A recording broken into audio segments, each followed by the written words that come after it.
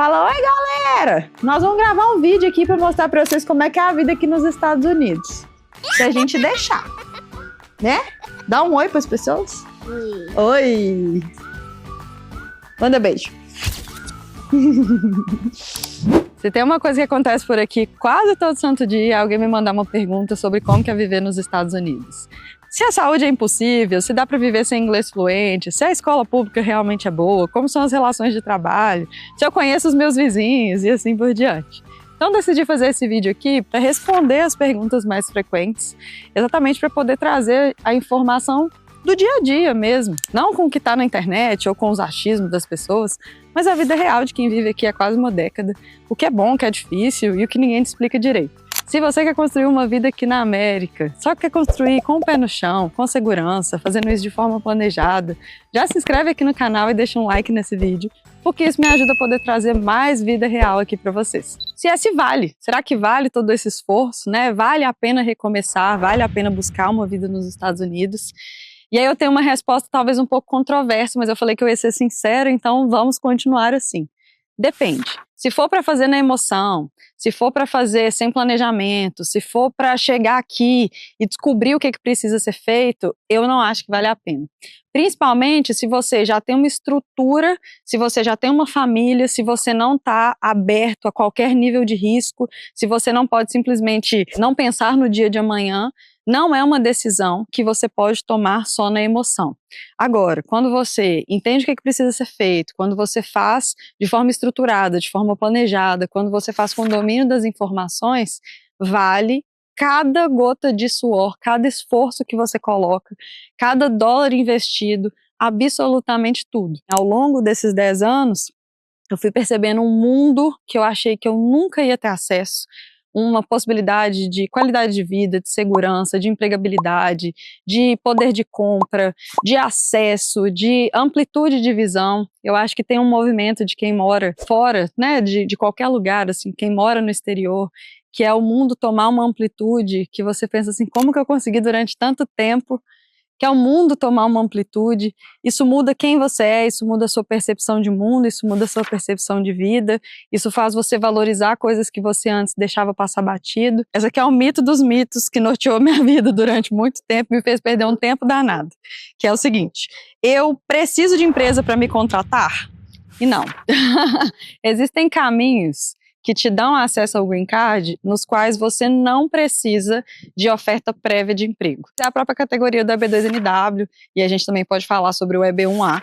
Então, existem possibilidades que elas não estão atreladas ali à oferta de emprego, ao sponsor, e sim ao seu mérito profissional. E aí vem uma verdade também que a gente custa um pouco aceitar, eu pelo menos custei, que é assim, a grande maioria das empresas americanas, elas precisam, o mercado de trabalho precisa de muitos profissionais, principalmente profissionais qualificados, mas elas não estão dispostas, em grande parte, a ser sponsor. Então, assim, se você estiver aqui, se você tem perfil para conseguir um processo desse por conta própria e puder chegar aqui nos Estados Unidos já regularizado, podendo entrar no mercado de trabalho, você tem acesso a um número de empregadores muito maior e que pode ser, assim, muito mais benéfico para todo o seu processo de imigração. Então, quanto que custa viver nos Estados Unidos, quanto que eu preciso para viver bem, exatamente porque eu acho que as pessoas gostam de comparar ali o que elas pagam no Brasil, para ver se com a mesma renda elas conseguiriam viver bem aqui nos Estados Unidos. Tem uma regra de ouro que eu gosto de explicar, que é a questão do poder de compra. Então, quando você mora aqui e você ganha em dólar, você tem acesso a um poder de compra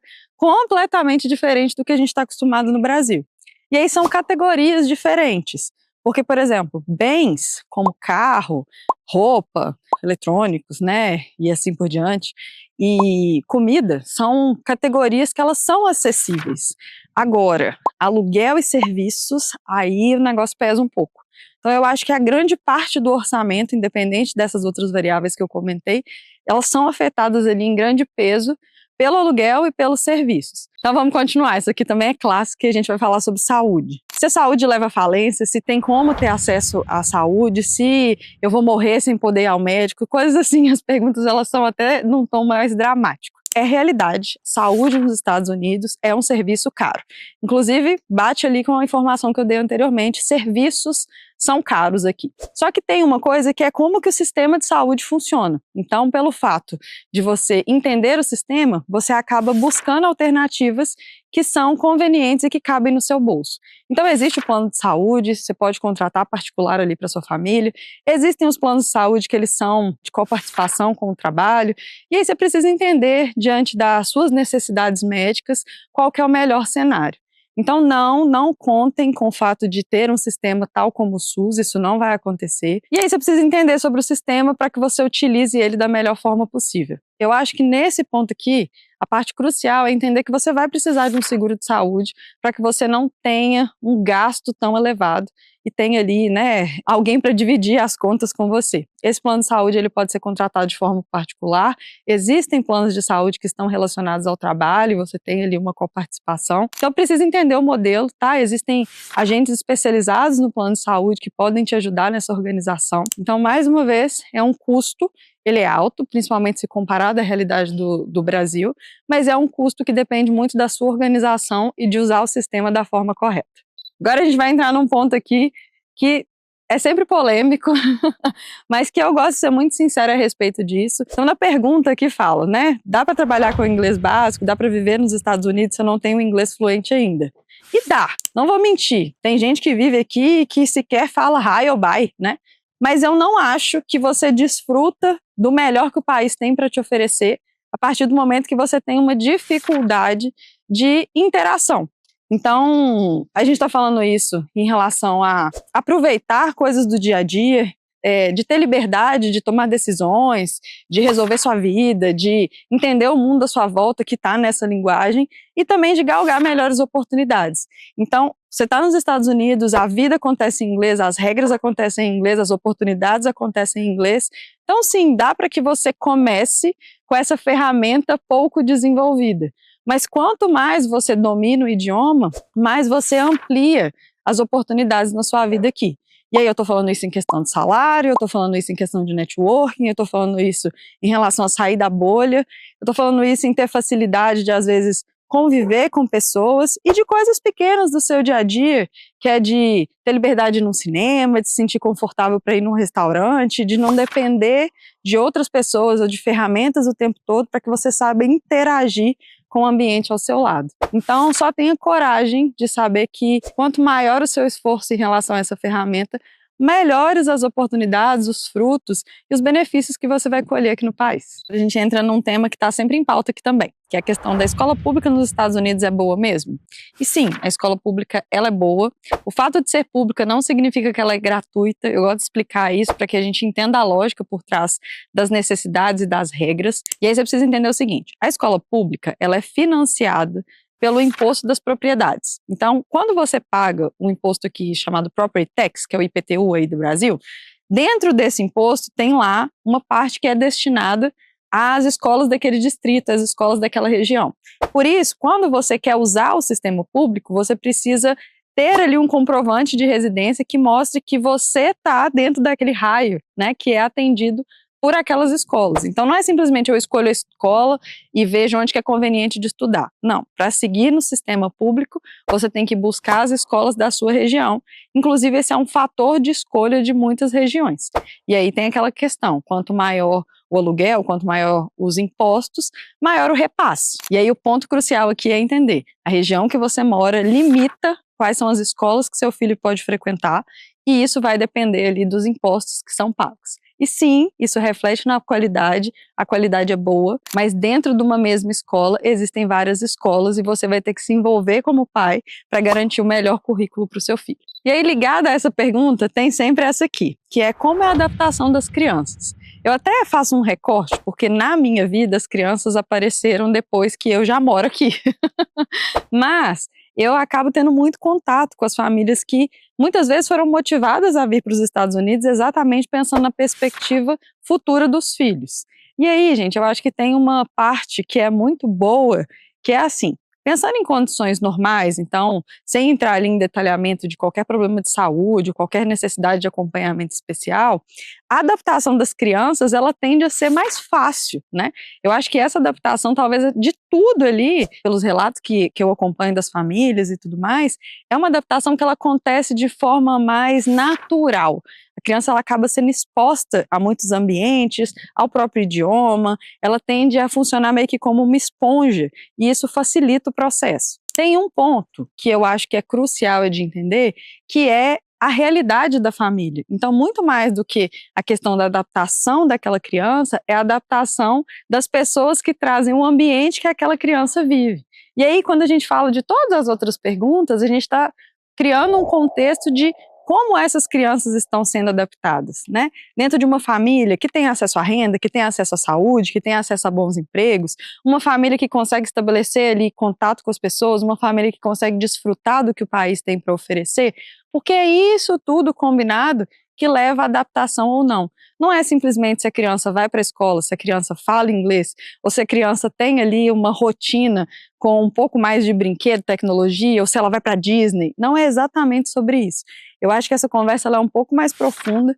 Eu confesso que eu passei a olhar para isso de uma forma muito diferente depois que eu virei mãe, mas eu continuo com essa percepção de que, tendo ali um ambiente em que as coisas foram devidamente organizadas e planejadas, a adaptação das crianças ela tende a ser mais leve e mais natural do que as nossas de adultos. Também está sempre por aqui. Eu acho que talvez seja um tipo de comportamento que a gente viu muito, talvez a internet e a vida nos Estados Unidos ganhou muito espaço através desse tipo de comportamento, que é a famosa posso ir de turista e dar um jeito de ficar. E eu vou responder como uma amiga, sendo muito sincera em relação a tudo.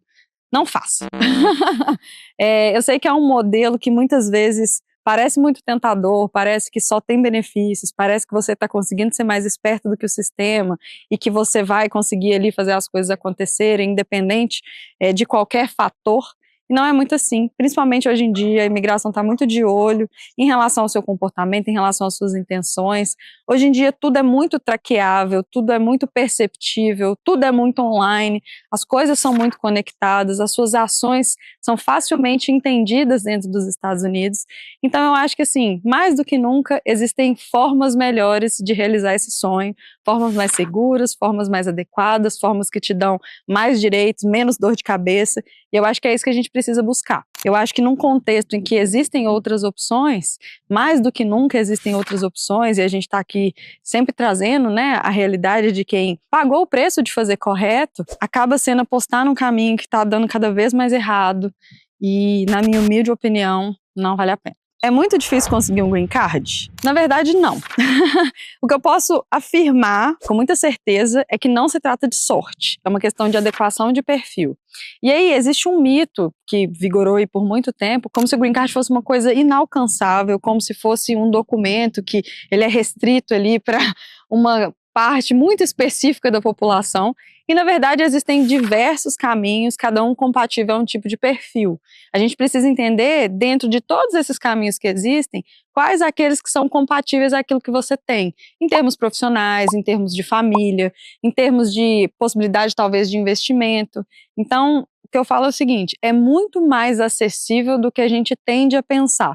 E quando você começa a se familiarizar com esses caminhos, pode ser que você encontre até mais de um caminho que cabe ao seu perfil. Uma forma simples de você pensar é assim, existe green card por família, por investimento, por trabalho, e no caso de trabalho, se você tem uma carreira estabelecida, se você tem experiência, se você tem repertório profissional, com certeza tem um caminho para você. Então não é sobre falta de possibilidade, é sobre falta de estratégia. A dificuldade de conseguir um green card, ela está muito mais atrelada ao fato de você não saber qual que é a categoria que te encaixa, que te absorve melhor. E deixa eu te falar uma coisa que é muito importante. O primeiro passo dessa jornada não é arrumar as malas, não é entender onde que você vai morar, é entender quais os caminhos são compatíveis ao perfil que você tem. Tem um link aqui na descrição do vídeo que você preenche gratuitamente a sua avaliação de perfil migratório com a Emigrareu. Em até 2 dias úteis, a equipe entra em contato com você e te diz se existe, baseado no seu perfil, um caminho para que você busque de forma legal um green card e um futuro americano. Por hora eu agradeço a sua companhia, eu espero que esse conteúdo tenha te ajudado. Conta aqui nos comentários a sua opinião, a sua percepção, o que você achou, qual pergunta você gostou mais. E eu te vejo no próximo vídeo. Um beijo e até lá!